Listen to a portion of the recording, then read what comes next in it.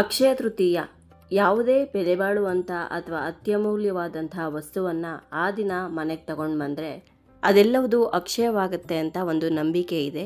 ಇಷ್ಟೊಂದು ಪವಿತ್ರವಾದಂಥ ಶುಭದಾಯಕ ದಿನವಾದಂಥ ಈ ಅಕ್ಷಯ ತೃತೀಯ ದಿವಸ ಸರಳವಾಗಿ ಲಕ್ಷ್ಮೀ ಪೂಜೆಯನ್ನು ಯಾವ ರೀತಿ ಮಾಡ್ಬೋದು, ಹಾಗೆ ಅಕ್ಷಯ ತೃತೀಯ ಪೂಜೆಯನ್ನು ಆಚರಣೆ ಮಾಡೋರು ಯಾವೆಲ್ಲ ನಿಯಮಗಳನ್ನು ಪಾಲನೆ ಮಾಡಬೇಕು ಅಂತ ಇವತ್ತಿನ ಈ ವಿಡಿಯೋದಲ್ಲಿ ತಿಳಿಸ್ಕೊಡ್ತಾ ಇದ್ದೀನಿ. ಹಾಗಾದರೆ ಇನ್ಯಾಕೆ ತಡ, ಬನ್ನಿ ವಿಡಿಯೋನ ಶುರು ಮಾಡೋಣ. ಅಕ್ಷಯ ತೃತೀಯ ದಿವಸ ಲಕ್ಷ್ಮೀ ಪೂಜೆಯನ್ನು ಮಾತ್ರ ಅಲ್ಲದೆ ಕುಬೇರ ಪೂಜೆಯನ್ನು ಕೂಡ ಮಾಡಲಾಗುತ್ತೆ. ಈಗಾಗಲೇ ನಾನು ಕಳಸವನ್ನು ಸ್ಥಾಪನೆ ಮಾಡಿ ಲಕ್ಷ್ಮೀ ಕುಬೇರ ಪೂಜೆಯನ್ನು ಯಾವ ರೀತಿ ಮಾಡಬೇಕು ಅಂತ ತಿಳಿಸ್ಕೊಟ್ಟಿದ್ದೀನಿ. ಈ ವಿಡಿಯೋದಲ್ಲಿ ಕೇವಲ ಲಕ್ಷ್ಮೀ ಪೂಜೆಯನ್ನು ಕಳಸ ಸ್ಥಾಪನೆ ಮಾಡದೆ ನೀವಾಗಲೇ ಮನೆಯಲ್ಲಿ ಒಂದು ದೇವರ ಕಳಸವನ್ನು ಇಟ್ಟಿದ್ರೆ ಮತ್ತೊಂದು ಕಳಸವನ್ನು ಸ್ಥಾಪನೆ ಮಾಡದೆ ಕೂಡ ಸರಳವಾಗಿ ಪೂಜೆಯನ್ನು ಮಾಡ್ಬೋದು. ಯಾವ ರೀತಿ ಮಾಡ್ಬೋದು ಅಂತ ತಿಳಿಸ್ಕೊಡ್ತಾ ಇದ್ದೀನಿ. ಈ ಪೂಜೆಯನ್ನು ಯಾರು ಬೇಕಾದರೂ ಮಾಡ್ಬೋದು. ಮೊದಲನೇ ಸಲ ಮಾಡ್ತಾ ಇದ್ದೀವಿ, ನಮ್ಮ ಮನೆಯಲ್ಲಿ ಪದ್ಧತಿ ಇಲ್ಲ, ಯಾವತ್ತಿಗೂ ಈ ಪೂಜೆಯನ್ನು ಮಾಡಿಲ್ಲ ಅನ್ನೋರು ಕೂಡ ಈ ಪೂಜೆಯನ್ನು ಮಾಡ್ಬೋದು. ಹಾಗಿದ್ರೆ ಬನ್ನಿ ಲಕ್ಷ್ಮೀ ಪೂಜೆಯನ್ನು ಅಕ್ಷಯ ತೃತೀಯ ದಿವಸ ಸರಳವಾಗಿ ಯಾವ ರೀತಿ ಮಾಡ್ಬೋದು ಅಂತ ನೋಡ್ಕೊಂಡು ಬರೋಣ. ಮೊದಲನೇದಾಗಿ ಅಕ್ಷಯ ತೃತೀಯ ದಿವಸ ಬೆಳಗ್ಗೆನೆ ಬೇಗ ಎದ್ದು ಎಣ್ಣೆ ಸ್ನಾನ ಮಾಡಿ ಮನೆಯನ್ನೆಲ್ಲ ಸ್ವಚ್ಛಗೊಳಿಸಿ ಅನಂತರ ದೇವರ ಮನೆಯಲ್ಲಿ ಒಂದು ಪೀಠದ ಮೇಲೆ ಅರ್ಶಿನ ಅಥವಾ ಗೋಮಯವನ್ನು ಹಚ್ಚಿ ಅದರ ಮೇಲೆ ಕುಬೇರ ರಂಗೋಲಿಯನ್ನು ಹಾಕೊಳ್ಬೇಕು. ತುಂಬಾನೇ ಸರಳವಾದಂತಹ ರಂಗೋಲಿ. ನಿಮ್ಮಲ್ಲಿ ಸಾಕಷ್ಟು ಜನರಿಗೆ ಈ ಒಂದು ರಂಗೋಲಿ ಗೊತ್ತಿರುತ್ತೆ ಅಂತ ಅಂದ್ಕೊಂಡಿದ್ದೀನಿ.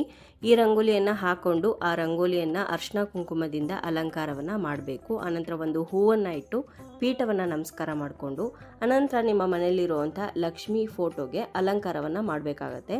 ಲಕ್ಷ್ಮೀ ಫೋಟೋ ಇದ್ದರೆ ಇಟ್ಕೊಳ್ಳಿ, ಇಲ್ಲದೇ ಇದ್ದರೆ ಪರವಾಗಿಲ್ಲ. ಲಕ್ಷ್ಮೀ ದೇವಿಯನ್ನು ಮನಸಾರೆ ಪ್ರಾರ್ಥನೆ ಮಾಡಿಕೊಂಡು ಕೂಡ ನೀವು ಪೂಜೆಯನ್ನು ನೆರವೇರಿಸ್ಬೋದು.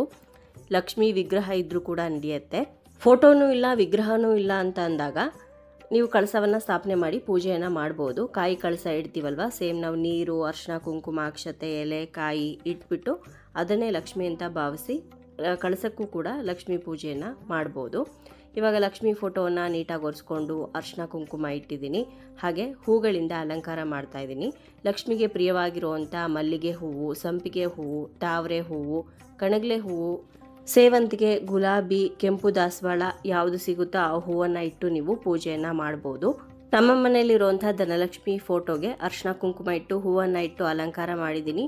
ಆ ಫೋಟೋ ಮುಂದೆನೇ ಮೊನ್ನೆ ನಾನು ಕೊಲ್ಹಾಪುರಕ್ಕೆ ಹೋದಾಗ ಲಕ್ಷ್ಮೀ ಫೋಟೋ ಕೂಡ ತೊಗೊಂಡು ಬಂದಿದ್ದೆ. ಆ ಲಕ್ಷ್ಮೀ ಫೋಟೋಗೂ ಕೂಡ ಹೂವನ್ನು ಇಟ್ಟು ಅಲಂಕಾರ ಮಾಡಿದ್ದೀನಿ. ಲಕ್ಷ್ಮೀ ದೇವಿಯ ಮುಂದೆ 2 ದೀಪವನ್ನು ಇಟ್ಕೊಂಡು ಆ ದೀಪಗಳಿಗೆ ಎಣ್ಣೆ ಬತ್ತಿಯನ್ನು ಹಾಕಿ ದೀಪವನ್ನು ಹಚ್ಕೊಂಡು ಇವಾಗ ಲಕ್ಷ್ಮೀ ದೇವಿಯನ್ನು ಆಹ್ವಾನ ಮಾಡ್ತಾ ಅಭಿಷೇಕವನ್ನು ಆರಂಭ ಮಾಡೋಣ. ದೀಪವನ್ನು ಹಚ್ಚಿನೇ ಅಭಿಷೇಕ ಮಾಡಬೇಕು. ದೀಪ ಹಚ್ಚದೆ ಅಭಿಷೇಕವನ್ನು ಆರಂಭ ಮಾಡೋ ಹಾಗಿಲ್ಲ. ಇಲ್ಲಿ ನಾನು ಕುಬೇರ ರಂಗೋಲಿ ಹಾಕೊಂಡಿದ್ನಲ್ಲ, ಆ ರಂಗೋಲಿಯ ಮೇಲೆ ಒಂದು ತಟ್ಟೆಯನ್ನು ಇಟ್ಕೊಂಡಿದ್ದೀನಿ. ಆ ತಟ್ಟೆಯ ಒಳಗಡೆ ಮೊದಲಿಗೆ ಶ್ರೀಚಕ್ರ ಇಡ್ತಾ ಇದ್ದೀನಿ. ಶ್ರೀಚಕ್ರ ಲಕ್ಷ್ಮೀ ದೇವಿಯ ಅಥವಾ ಯಾವುದೇ ಹೆಣ್ಣು ದೇವರ ಒಂದು ಸ್ವರೂಪ. ಹಾಗಾಗಿ ಶ್ರೀಚಕ್ರದ ಮೇಲೆ ಲಕ್ಷ್ಮಿಯ ವಿಗ್ರಹವನ್ನು ಇಟ್ಟು ಅನಂತರ ಒಂದು ಹೂವನ್ನು ಕೂಡ ಇಟ್ಟು ಮೊದಲಿಗೆ ನೀರಿನಿಂದ ಅಭಿಷೇಕವನ್ನು ಮಾಡ್ತಾ ಇದ್ದೀನಿ. ಶುದ್ಧೋದಕ ಸ್ನಾನ ಅಂತಾರೆ.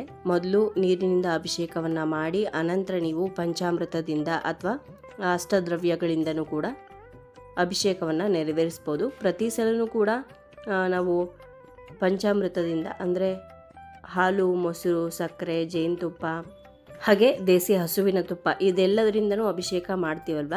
ಈ ಸಲ ಅರ್ಶಿನ ಕುಂಕುಮ ಗಂಧದಿಂದ ಅಭಿಷೇಕವನ್ನು ಮಾಡೋಣ ಅಂತ ಅಂದ್ಕೊಂಡು ಅಭಿಷೇಕವನ್ನು ಆರಂಭ ಮಾಡಿದ್ದೀನಿ. ಇನ್ನು ಅಕ್ಷಯ ತೃತೀಯ ದಿವಸ ಲಕ್ಷ್ಮೀ ಕುಬೇರ ಯಂತ್ರವನ್ನು ಕೂಡ ನೀವು ಬರೆದು ಪೂಜೆ ಮಾಡಿದ್ರೆ ತುಂಬಾ ಒಳ್ಳೆಯದು. ಯಾವ ರೀತಿ ಅದನ್ನು ರಚನೆ ಮಾಡಬೇಕು, ಯಾವ ರೀತಿ ಪೂಜೆ ಮಾಡಬೇಕು ಅಂತ ಈಗಾಗಲೇ ಹಿಂದಿನ ವಿಡಿಯೋದಲ್ಲಿ ತಿಳಿಸ್ಕೊಟ್ಟಿದ್ದೀನಿ. ದಯವಿಟ್ಟು ಹೋಗಿ ನೋಡ್ಕೊಂಡು ಬನ್ನಿ. ಇವಾಗ ನೀರಿನಿಂದ ಅಭಿಷೇಕ ಆದ ನಂತರ ಕುಂಕುಮದಿಂದ ಅಭಿಷೇಕವನ್ನು ಮಾಡ್ತಾ ಇದ್ದೀನಿ. ಶುದ್ಧವಾಗಿರುವಂತಹ ನೀರಿಗೆ ಸ್ವಲ್ಪ ಕುಂಕುಮವನ್ನು ಬೆರೆಸ್ಕೊಂಡು ಹಾಗೆ ನಿಮಗೆ ಬೇಕಿದ್ದರೆ ಸ್ವಲ್ಪ ಘಮ ಚೆನ್ನಾಗಿರಲಿ, ಪರಿಮಳ ಚೆನ್ನಾಗಿರಲಿ ಅಂತ ಅನಿಸಿದ್ರೆ ಅದಕ್ಕೆ ಪನ್ನೀರು ಅಥವಾ ತೀರ್ಥದ ಪುಡಿ, ಅದರಲ್ಲಿ ಏಲಕ್ಕಿ ಎಲ್ಲ ಹಾಕಿರ್ತಾರಲ್ಲ ಅದನ್ನು ಕೂಡ ಸೇರಿಸಿ ನೀವು ಅಭಿಷೇಕವನ್ನು ಮಾಡ್ಬೋದು. ಕುಂಕುಮದಿಂದ ಅಭಿಷೇಕ ಆದ ನಂತರ ಅರ್ಶಿನದಿಂದನೂ ಕೂಡ ಅಭಿಷೇಕವನ್ನು ಮಾಡಿದ್ದೀನಿ. ಅನಂತರ ಗಂಧದಿಂದನೂ ಕೂಡ ಅಭಿಷೇಕ ಮಾಡಿದ ನಂತರ ದೇವಿಗೆ ಕುಂಕುಮವನ್ನು ಇಟ್ಟು ಧೂಪ ದೀಪ ತೋರಿಸ್ಬೇಕು. ಅನಂತರ ಮತ್ತೊಂದು ಸಲ ನಾವು ನೀರಿನಿಂದ ಅಭಿಷೇಕವನ್ನು ಮಾಡಿ ದೇವಿಯ ವಿಗ್ರಹವನ್ನು ಅಲಂಕಾರ ಮಾಡಬೇಕಾಗತ್ತೆ.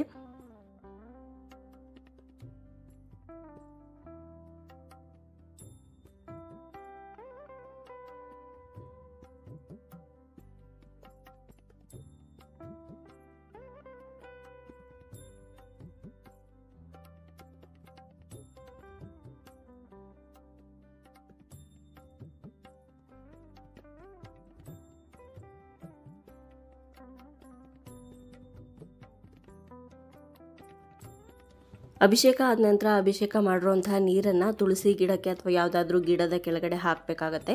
ಅನಂತರ ಆ ತಟ್ಟೆಯನ್ನು ಹಾಗೆ ವಿಗ್ರಹವನ್ನು ನಾನು ಶ್ರೀಚಕ್ರವನ್ನು ಕೂಡ ನೀಟಾಗಿ ಒರೆಸ್ಕೊಂಡು ಅದಕ್ಕೂ ಕೂಡ ಇವಾಗ ಅರಿಶಿನ ಕುಂಕುಮವನ್ನು ಇಡ್ತಾ ಇದ್ದೀನಿ. ಅಲಂಕಾರ ಮಾಡ್ಕೊಂಡಿದ ನಂತರ ಸೇಮ್ ನಾವು ಯಾವ ತಟ್ಟೆಯಲ್ಲಿ ಅಭಿಷೇಕವನ್ನು ಮಾಡಿದ್ವೋ ಅದೇ ತಟ್ಟೆಯಲ್ಲಿ ಈ ವಿಗ್ರಹ ಹಾಗೆ ಶ್ರೀಚಕ್ರವನ್ನು ಏರ್ಪಾಡು ಮಾಡ್ಕೋತಾ ಇದ್ದೀನಿ.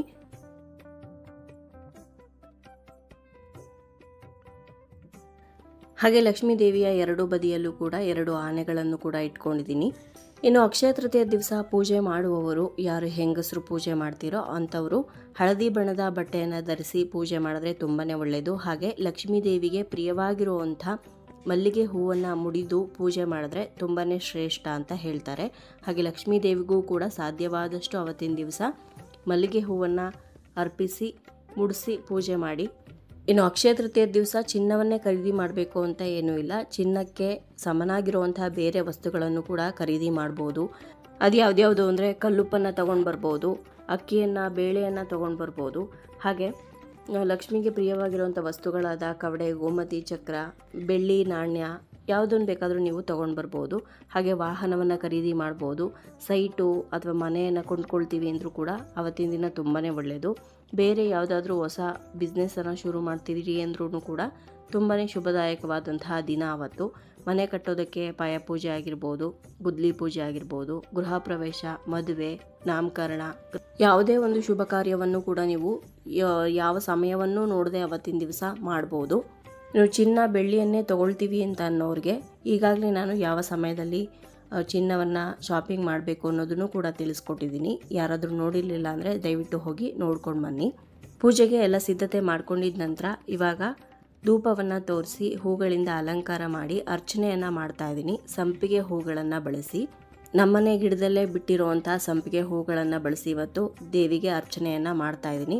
ಬೇರೆ ಯಾವುದೇ ಹೂಗಳಿಂದ ಅರ್ಚನೆ ಮಾಡ್ಬೋದು. ಹೂಗಳು ಜಾಸ್ತಿ ಇಲ್ಲ ಅಂತಂದರೆ ಅಕ್ಷತೆಯಿಂದ ಅರ್ಚನೆ ಮಾಡ್ಬೋದು. ಲಕ್ಷ್ಮಿಗೆ ಪ್ರಿಯವಾಗಿರುವಂಥ ವಸ್ತುಗಳಾದ ಕವಡೆ, ಗೋಮತಿ ಚಕ್ರ, ಗುಲ್ಗಂಜಿ, ಏಲಕ್ಕಿ, ಲವಂಗ ಇವುಗಳಿಂದಲೂ ಕೂಡ ನೀವು ಅರ್ಚನೆಯನ್ನು ಮಾಡ್ಬೋದು. ಅಥವಾ ಸರಳವಾಗಿ ಕುಂಕುಮಾರ್ಚನೆ ಮಾಡ್ತೀವಿ ಅಂದರೂ ಕೂಡ ನಡೆಯುತ್ತೆ. ಕುಂಕುಮಾರ್ಚನೆಯನ್ನು ಮಾಡ್ಬೋದು. ಅರ್ಚನೆ ಮಾಡುವಾಗ ಲಕ್ಷ್ಮಿಯ ಅಷ್ಟೋತ್ತರ, ಲಕ್ಷ್ಮಿಯ ಅಷ್ಟಕಂ, ಅಷ್ಟಲಕ್ಷ್ಮಿ ಸ್ತೋತ್ರಗಳನ್ನು, ಲಕ್ಷ್ಮೀ ದೇವಿಗೆ ಸಂಬಂಧಪಟ್ಟಂಥ ಹಾಡುಗಳನ್ನು, ಆರತಿ ಹಾಡುಗಳನ್ನು ಹೇಳಿಕೊಂಡು ನೀವು ಪೂಜೆಯನ್ನು ಮಾಡ್ಬೋದು. ಇನ್ನು ಅಕ್ಷಯ ತೃತೀಯ ದಿವಸ ವಿಶೇಷವಾಗಿ ಏನು ನೈವೇದ್ಯ ಮಾಡಬೇಕು ಅಂತ ಅಂದರೆ ಸಿಹಿ ನೈವೇದ್ಯವನ್ನು ಮಾಡಬೇಕಾಗತ್ತೆ. ಬೆಲ್ಲದಿಂದ ಮಾಡಿರುವಂಥದ್ದು, ಬೆಲ್ಲದನ್ನ, ಪಾಯಸ, ಹೋಳಿಗೆ ಈ ರೀತಿ ಬೆಲ್ಲದಿಂದ ಮಾಡಿರುವಂಥ ಯಾವುದೇ ನೈವೇದ್ಯವನ್ನು ಇಟ್ಟು ನೀವು ನೈವೇದ್ಯ ಮಾಡ್ಬೋದು ದೇವರಿಗೆ. ಅಥವಾ ಹಣ್ಣು ಕಾಯನ್ನು ಇಟ್ಟು ಸರಳವಾಗಿ ನೈವೇದ್ಯ ಮಾಡ್ತೀವಿ ಅಂದರೂ ಕೂಡ ನಡೆಯುತ್ತೆ. ಇನ್ನು ಅವತ್ತಿನ ದಿವಸ ಯಾರೇ ಮುತ್ತೈದೆಯರು ನಿಮ್ಮ ಮನೆಗೆ ಬಂದರೂ ಕೂಡ ಹಾಗೆ ಖಾಲಿ ಕೈಯಲ್ಲಿ ಕಳಿಸ್ಬೇಡಿ. ಅರಿಶಿನ ಕುಂಕುಮ ಕೊಟ್ಟು ತಾಂಬೂಲವನ್ನು ಕೊಟ್ಟು ಕಳಿಸಿದ್ರೆ ತುಂಬಾ ಒಳ್ಳೆಯದು. ಇನ್ನು ವಿಶೇಷವಾಗಿ ಅಕ್ಷಯ ತೃತೀಯ ಆಗಿರೋದ್ರಿಂದ ನಿಮ್ಮ ಮನೆಯಲ್ಲಿರುವಂಥ ಯೂಸ್ ಮಾಡಿರುವಂಥ ಒಡವೆಗಳನ್ನು ಸ್ವಲ್ಪ ನೀರಿನಲ್ಲಿ, ಒಂದು ಸ್ವಲ್ಪ ಅರಿಶಿನದ ನೀರಲ್ಲಿ ಅಥವಾ ಹಾಲಿನಲ್ಲಿ ತೊಳೆದ್ಬಿಟ್ಟು ದೇವರ ಹತ್ರ ಇಟ್ಟು ಪೂಜೆ ಮಾಡಿದ್ರೆ ತುಂಬ ಒಳ್ಳೆಯದು. ಕಳಸ ನೀವು ಸ್ಥಾಪನೆ ಮಾಡಿದರೆ ಕಳಸಕ್ಕೆ ಹಾಕಿ ಪೂಜೆ ಮಾಡ್ಬೋದು. ಕಳಸ ಸ್ಥಾಪನೆ ಮಾಡಿಲ್ಲ ಅನ್ನೋರು ಒಂದು ಬಾಕ್ಸಲ್ಲಿ ಅಥವಾ ಒಂದು ತಟ್ಟೆಯಲ್ಲೇ ನೀವು ಒಡವೆಗಳನ್ನೆಲ್ಲ ಇಟ್ಟು ಆ ಒಡವೆಗಳಿಗೂ ಕೂಡ ಸ್ವಲ್ಪ ಅರಿಶಿನ ಕುಂಕುಮ ಅಕ್ಷತೆ ಹೂವನ್ನು ಅರ್ಪಿಸಿ ಪೂಜೆಯನ್ನು ಮಾಡ್ಬೋದು. ಹೊಸ ಒಡವೆಗಳನ್ನು ತಗೊಂಡಿದ್ರೂ ಕೂಡ ಹೊಸದಾಗಿ ವಾಹನವನ್ನು ಖರೀದಿ ಮಾಡಿದರೆ ಅದರ ಕೀ ಆಗಿರ್ಬೋದು, ಅಥವಾ ನೀವು ಆಸ್ತಿ ಮನೆಗಳನ್ನು ತೊಗೊಂಡಿದ್ರೆ ಆ ಪತ್ರಗಳನ್ನು ಇಟ್ಟು ನೀವು ದೇವ್ರ ಮುಂದೆ ಪೂಜೆ ಮಾಡಬೇಕಾಗತ್ತೆ. ಚಿನ್ನದ ಒಡವೆ ತೊಗೊಂಡಿದ್ರು ಕೂಡ ಅದನ್ನು ತೊಗೊಂಡು ಬಂದು ಲಕ್ಷ್ಮೀ ದೇವಿ ಹತ್ರ ಇಟ್ಟು ಅಥವಾ ಲಕ್ಷ್ಮೀ ದೇವಿ ಫೋಟೋಗೆನೆ ಅಥವಾ ಕಳಸಕ್ಕೆನೆ ಹಾಕಿ ಅದನ್ನು ಸ್ವಲ್ಪ ಹೊತ್ತು ಹಾಗೆ ಬಿಟ್ಟು ಅನಂತರ ನೀವು ಹಾಕ್ಕೊಳ್ಳಿ. ಈ ರೀತಿ ಮಾಡೋದ್ರಿಂದ ಶಾಶ್ವತವಾಗಿ ನೀವೇನೇ ತೊಗೊಂಡಿದ್ರು ಕೂಡ ಅದು ನಿಮ್ಮ ಹತ್ರ ಉಳಿಯುತ್ತೆ ಅನ್ನೋ ಒಂದು ನಂಬಿಕೆ ಇದೆ. ಅಷ್ಟೊಂದು ಪ್ರಾಮುಖ್ಯತೆ ಇದೆ ಈ ಅಕ್ಷಯ ತೃತೀಯ ದಿವಸಕ್ಕೆ. ಬರೀ ನಿಮ್ಮ ಹತ್ರ ಉಳಿಯೋದಷ್ಟೇ ಅಲ್ಲದೆ ಇನ್ನೂ ಕೂಡ ಹೆಚ್ಚಾಗತ್ತೆ ಅನ್ನೋ ಒಂದು ನಂಬಿಕೆ. ಈಗ ತೋರಿಸ್ತಾ ಇರೋ ಹಾಗೆ ಒಡವೆಗಳನ್ನು ಇಟ್ಟು ಪೂಜೆ ಮಾಡ್ಬೋದು, ಅಥವಾ ಕಳಸಕ್ಕೇ ಹಾಕಿ ಪೂಜೆ ಮಾಡ್ತೀವಿ ಅಂದರೂ ಕೂಡ ಮಾಡ್ಬೋದು. ಈಗ ಲಕ್ಷ್ಮೀ ದೇವಿಗೆ ಅರ್ಚನೆಯನ್ನು ಮಾಡಿದ್ದಾಯಿತು. ನೈವೇದ್ಯಕ್ಕೆ ಅಂತ ಇವಾಗ ಹಣ್ಣು ಕಾಯಿ ಇಟ್ಕೊಂಡಿದ್ದೀನಿ, ಅದನ್ನೆಲ್ಲ ನೈವೇದ್ಯ ಮಾಡ್ತಾಯಿದ್ದೀನಿ. ನೈವೇದ್ಯ ಆದಮೇಲೆ ಮಹಾಮಂಗಳಾರತಿಯನ್ನು ಮಾಡಬೇಕು. ಕರ್ಪೂರವನ್ನು ಹಚ್ಕೊಂಡು ತುಪ್ಪದ ಆರತಿ ಮಾಡ್ತೀವಿ, ಪಂಚಾರತಿ ಮಾಡ್ತೀವಿ ಅಂದರೂ ಕೂಡ ಮಾಡ್ಬೋದು, ತುಂಬಾ ಶ್ರೇಷ್ಠ. ಇನ್ನು ಅಕ್ಷಯ ತೃತೀಯ ದಿವಸ ನೀವೇನಾದರೂ ತೊಗೊಳ್ತೀರಾ ಅಂತ ಅಂದರೆ ಅದನ್ನು ತೊಗೊಂಡ್ಬಂದು ದೇವ್ರ ಮನೇಲಿ ಇಡೋದಕ್ಕಿಂತ ಮುಂಚೆ ಚಿನ್ನ ಆಗಿರಲಿ ಬೆಳ್ಳಿ ಆಗಿರಲಿ ಅದನ್ನು ಸ್ವಲ್ಪ ಹೊತ್ತು ಉಪ್ಪಿನ ಡಬ್ಬದಲ್ಲಿ ಹಾಕಿ ಇಟ್ಟಿರಿ. ಅದರಲ್ಲಿರುವಂಥ ನೆಗೆಟಿವ್ ಎನರ್ಜಿ ಎಲ್ಲ ಹೀರ್ಕೊಳ್ಳುತ್ತೆ ಉಪ್ಪು. ಆನಂತರ ಅದನ್ನು ತೊಗೊಂಡ್ಬಂದು ದೇವ್ರ ಮನೇಲಿಟ್ಟು ಅರಿಶಿನ ಕುಂಕುಮ ಎಲ್ಲ ಹಾಕಿ ಹೂವನ್ನು ಇಟ್ಟು ಅನಂತರ ಚಿಕ್ಕ ಚಿಕ್ಕ ದೀಪಗಳಿಗೆ ಸ್ವಲ್ಪ ತುಪ್ಪವನ್ನು ಹಾಕಿ ತುಪ್ಪದ ದೀಪ ಹಚ್ಚಿದ್ರೆ ಬಹಳನೇ ಶ್ರೇಷ್ಠ ಅಂತ ಹೇಳ್ತಾರೆ. ನಾನು ಈಗಾಗಲೇ ಒಂದು ವಿಡಿಯೋದಲ್ಲಿ ತಿಳಿಸಿದ್ದೆ, ಹೊಸದಾಗಿ ಏನಾದರೂ ನೀವು ಒಡವೆ ತೊಗೊಂಡಾಗ ಯಾವ ರೀತಿ ಅದನ್ನು ತೊಗೊಂಡು ಬಂದು ಮನೆಯಲ್ಲಿಟ್ಟು ಪೂಜೆ ಮಾಡಬೇಕು, ಆನಂತರ ನೀವು ಧರಿಸ್ಬೇಕು ಅಂತ ತಿಳಿಸಿದ್ದೆ. ಆ ರೀತಿ ಮಾಡಿದ್ರೆ ತುಂಬಾ ಒಳ್ಳೆಯದು. ಇವಾಗ ಮಹಾಮಂಗಳಾರತಿ ಎಲ್ಲ ಆಗಿದೆ.